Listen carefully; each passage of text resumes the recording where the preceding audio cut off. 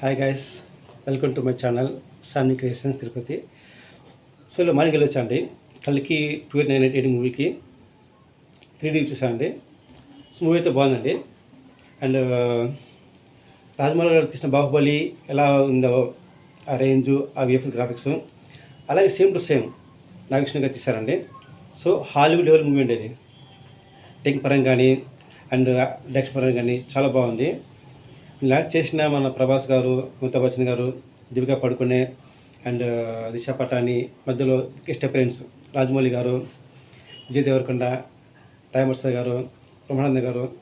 So action ఉంది, comedy ఉంది and technique పరంగా ఎక్సలెంట్ అండి. చెప్పుకున్నట్టుగా హాలీవుడ్ లెవెల్లో ఉండేది మూవీ ఇది. స్టోరీ చెప్పకూడదు, అంటే టైం పడుతుంది, అది మీరు చూస్తే బాగుంటుందండి.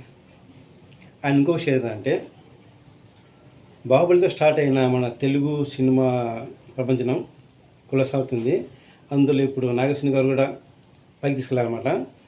ఓవరాల్గా మన ప్రభాస్ గారు వరల్డ్ వైడ్ ఫ్యాన్ బేస్ ఉంది అతనికి. సో పాన్ వరల్డ్ మూవీ ఇది ఒక రేంజ్లో ఉంది. ఆదులో కోట్ తీసిన మూవీ బడ్జెట్ బహుశా ఇంకా ఎక్కువ కలెక్ట్ చేయొచ్చు. మూవీ అయితే బాగుంది. అండ్ మీకు ఎలా మూవీ చెప్పండి కామెంట్లలో. వన్ టైం వాచబుల్, కానీ బోర్ అయితే కొట్టదు. అండ్ మరోసారి ఏంటంటే మన టాలీవుడ్ ఇండస్ట్రీని ఒక రేంజ్ తీసుకెళ్ళారు నాగకృష్ణ గారు. సో ఇలాగే కంటిన్యూ కావాలని. అండ్ ఇది పార్ట్ కూడా ఉందంట, లాస్ట్ హింట్ ఇచ్చారు.